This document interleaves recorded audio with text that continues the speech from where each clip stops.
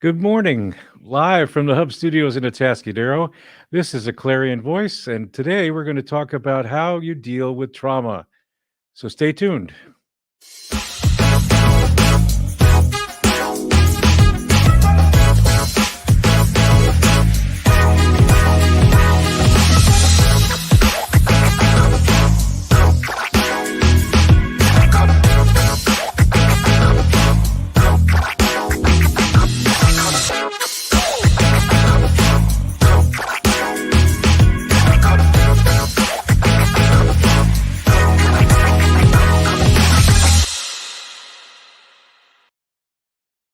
Good morning. This is Mark Sobowitz along with Mike Donaldson and our backup crew, Debbie and Selena, producing our show today. And we hope that you're having a great Tuesday following your Labor Day. We hope that you're safe and sound, dealing with all the traffic. Today, though, we're going to talk about how you deal with trauma. And as you probably already know, there's been a lot of that lately. We have wildfires in Northern California. We've had the fire in Lahaina, Maui. We've also had the hurricanes in Florida. So we've had all sorts of trauma over the last few weeks. But today, Mike and I are going to talk about how we have dealt with trauma in our lives personally, and then throw in a little bit from the Bible.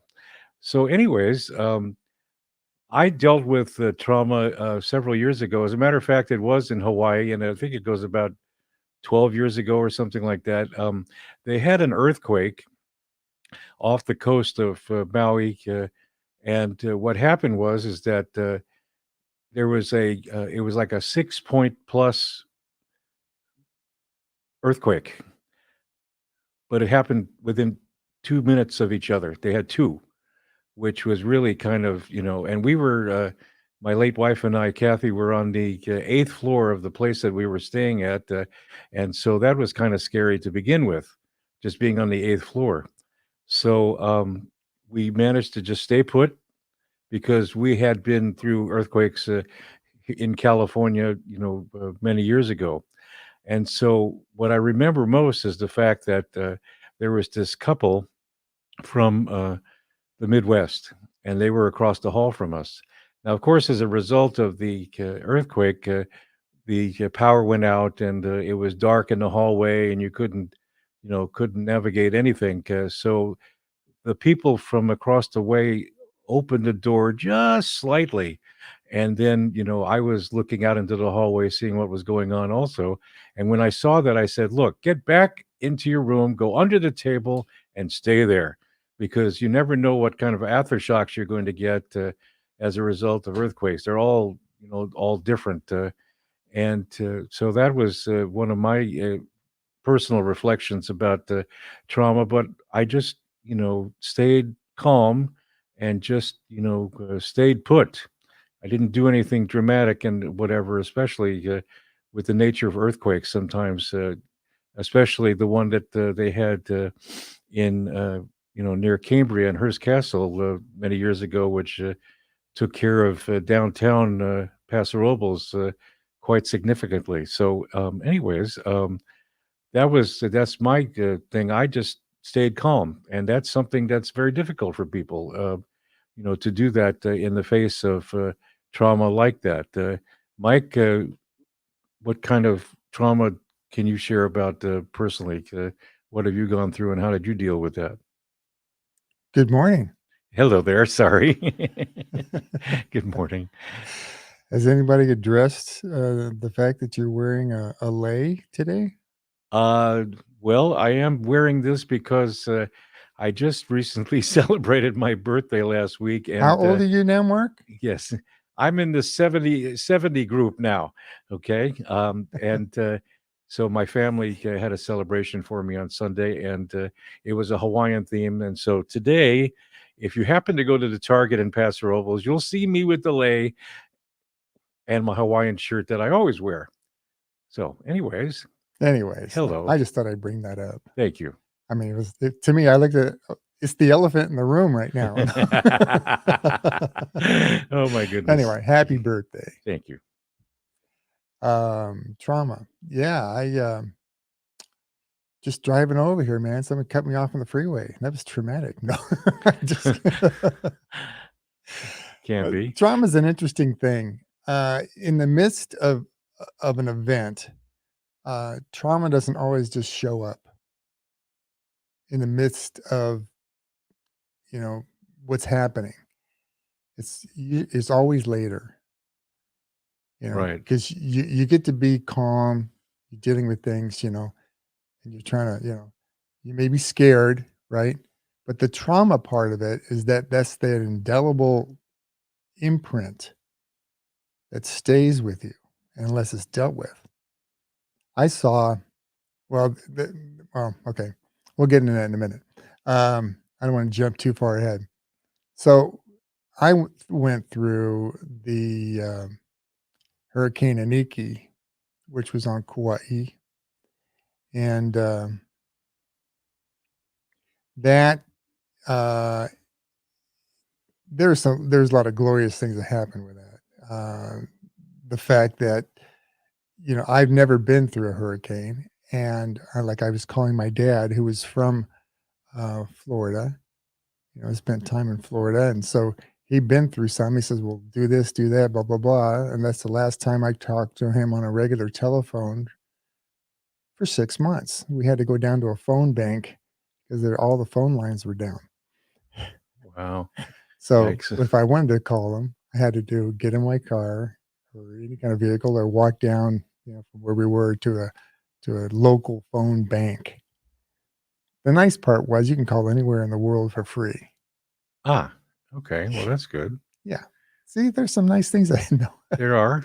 But if you can imagine the wind howling so strongly, I know all of my kids, I know my sons mostly, when you when the wind picks up and starts howling, like my youngest, I think, uh, it still kind of shakes him a bit, you know.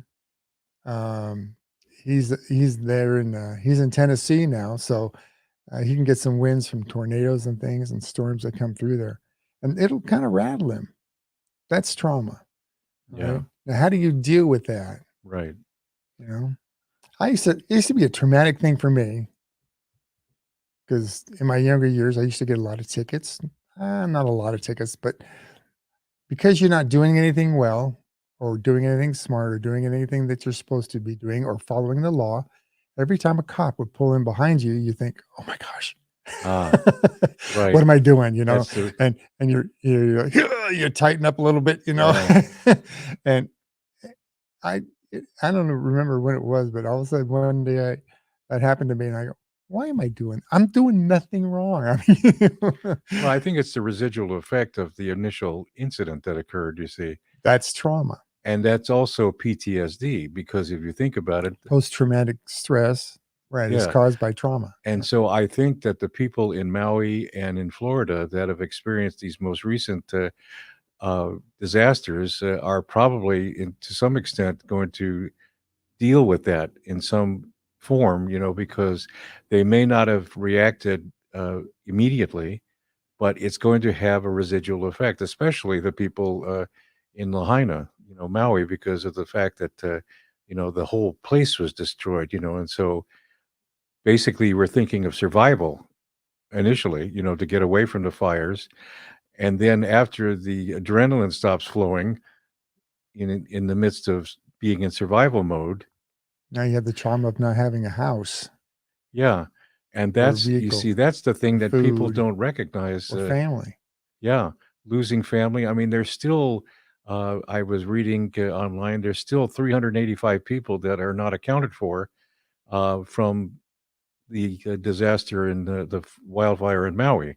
Yeah. Um, but I was thinking as you were talking about the residual effects, there was, an incident that occurred, many years ago where was coming back from Los Angeles Mhm. and Kathy was driving, and all of a sudden, somewhere around Santa Maria, I'm not exactly sure, but all of a sudden there was this truck tire that flew over the grass median Ooh, and hit the driver's side flush. Wow. I mean, it bounced off the roof, but it hit it enough where the side view mirror, went and that sort of thing.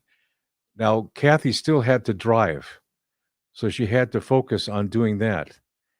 But once we reached my brother-in-law's place in Atascadero where they were living at the time, then she lost it. Mm. Yeah.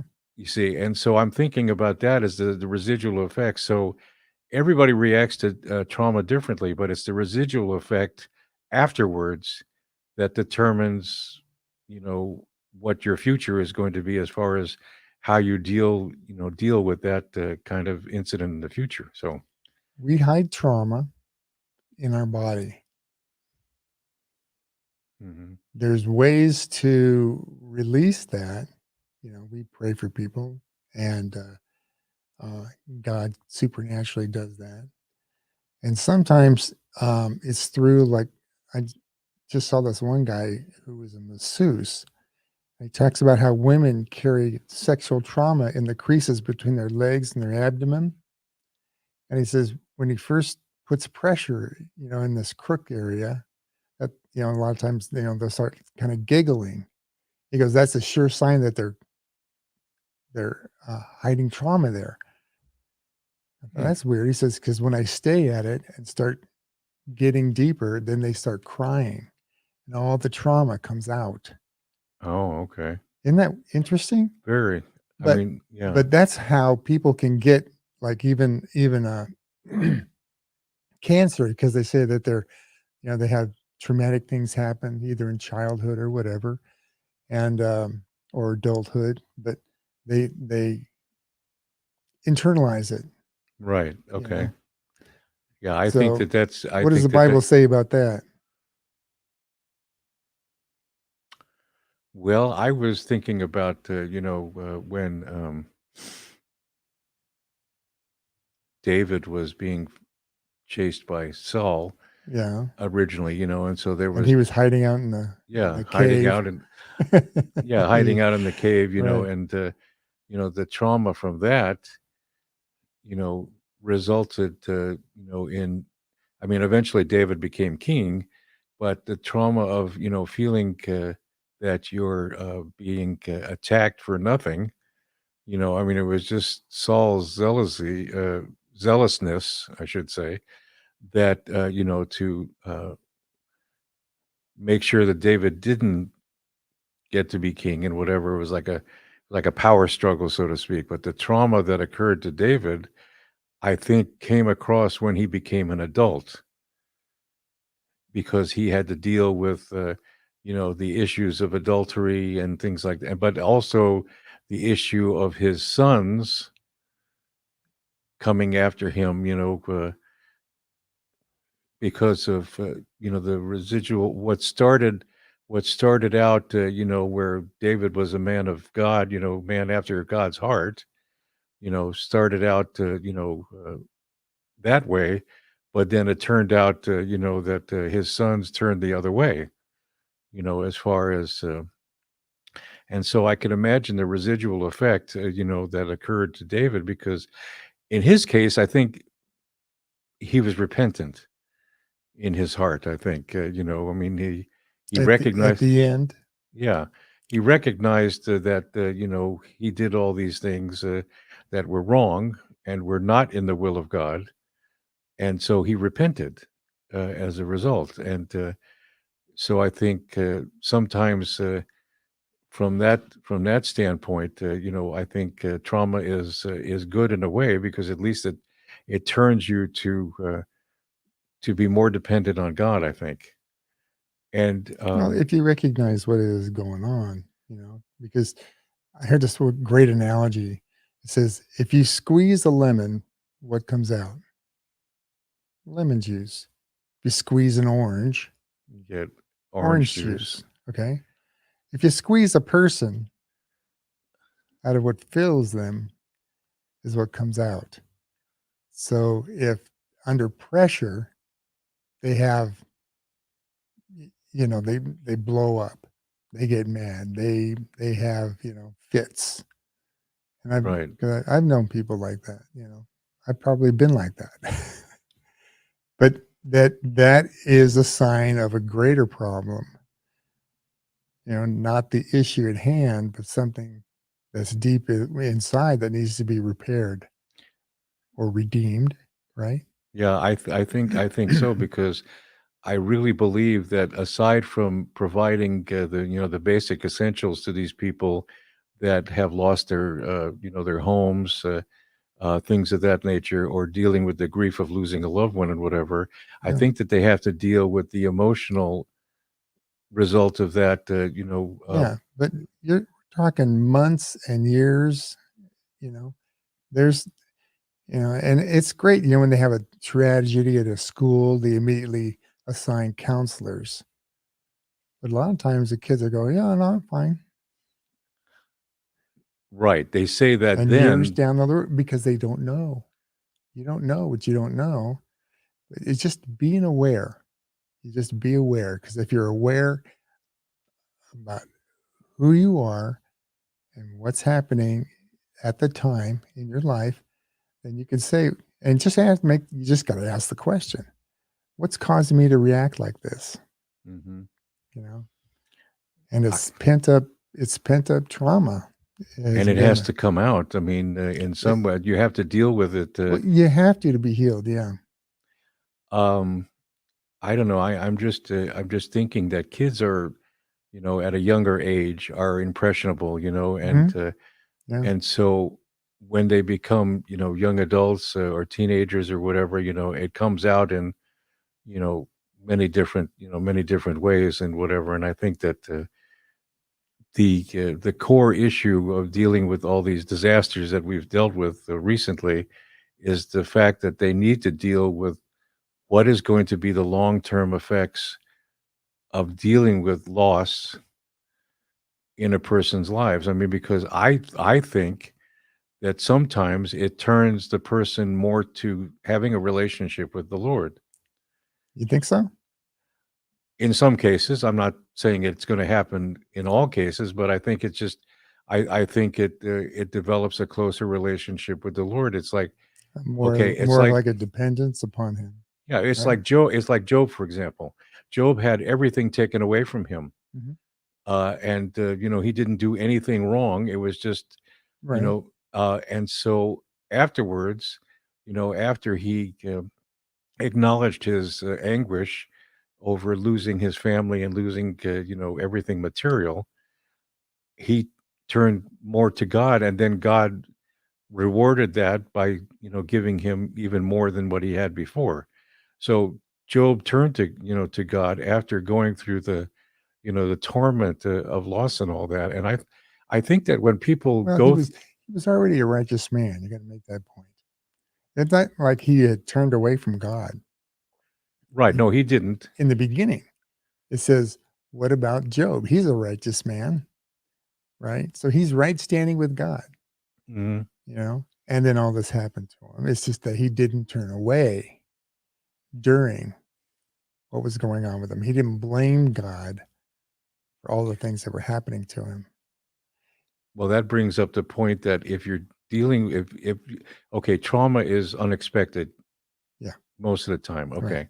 So if you have a strong enough relationship with the Lord, it's going to affect you emotionally in some respect, but I think that because you have that foundation, it's not going to affect you as much. You're going to be more dependent on him, Yeah, I think. I may you got to be have faith. Got to trust. Yeah.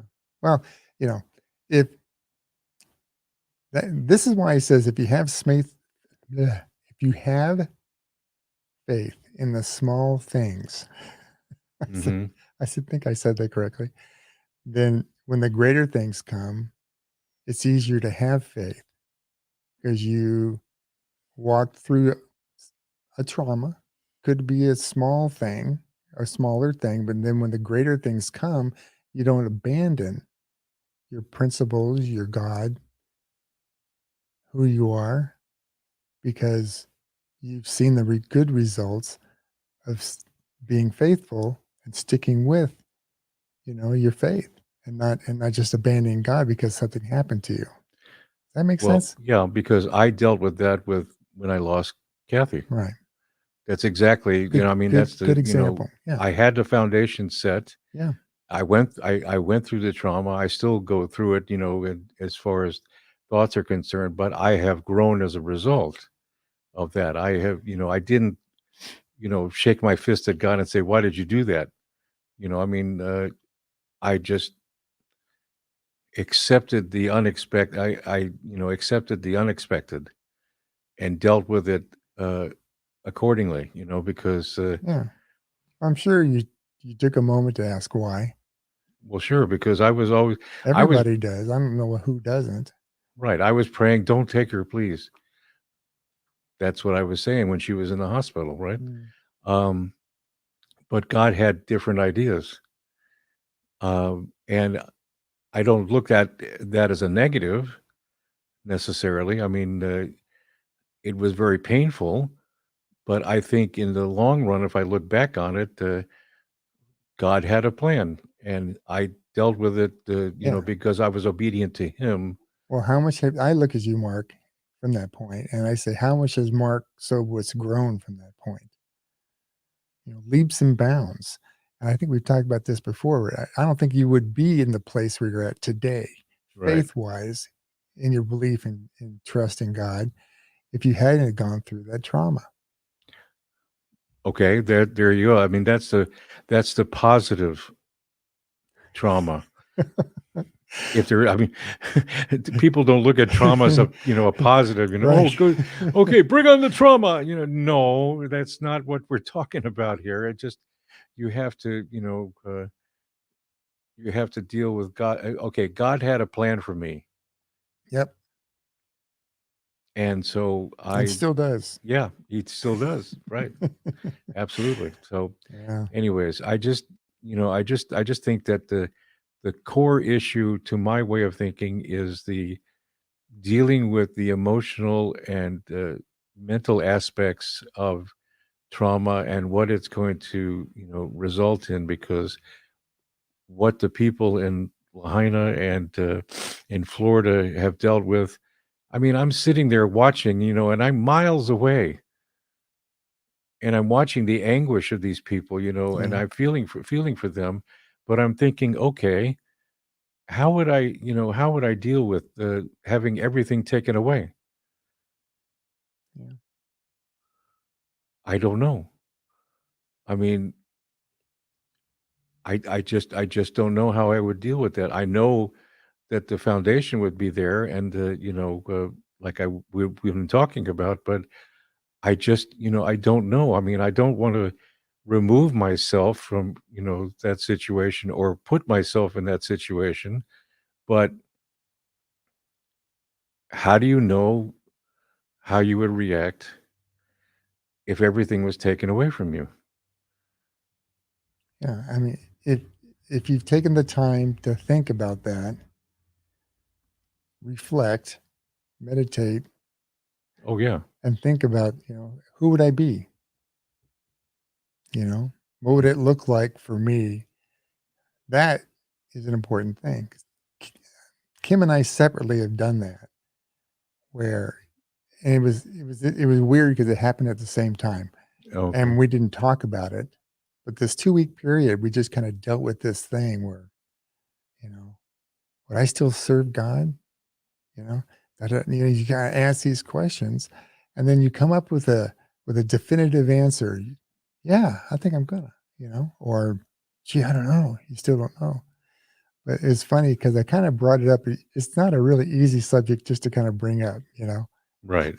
Hey, if I died, Yeah, right. would you still serve God? Yeah, exactly. But I brought it up and we started talking about it. She goes, "Oh yeah, I've been dealing with that for the last couple of weeks too. Where if you were gone, who would I be? And it really keeps you on a real nice path of serving, of servanthood in the gospel, in the kingdom of God. When you've got definitive answers like that, because if you don't, then you're kind of wavering in who you are. well, gee, I don't know. Will I still trust God? Or sometimes those things, those traumas, like we know, there's some traumas that happen that caused people to come to Christ. Okay. You know, Okay. Yes. right, Debbie? Well, I think that that might be the case in the areas where the disasters have hit. There may be some people who are, It may be the one thing that tips them over they've been kind of thinking, or maybe not even at all. And God just shows up and brings the comfort. I love God so much. How he brings the comfort when you least expect it. right. Absolutely. I mean, I'm a testament to that, as far as that goes. I mean, Yeah. and I'm grateful he's in my life, because of that, because of what I've gone through in the past, and I'm sure that whatever you've gone through, you've been strengthened as a result of that as well. Mm. I mean, because you maintain your faith. So what it boils down to is that how do you deal with trauma? Well, you have to have faith in God. You have to know that He's there for you and that He loves you unconditionally. And the trauma you may be going through may be painful, but somehow or another, God will work it out for you. If you have been going through a trauma recently, or you have some loss in your life, I would strongly suggest that go air it out with somebody, because it'll be something that will affect your mental health in a positive way. So I hope that you've gained something from what we've been talking about in our personal reflections on trauma and how to deal with that. And if you like this video, please share it with someone, especially if you know somebody who's going through a traumatic event in their lives and they're having trouble dealing with that. And then also be sure to hit the bell for future notifications.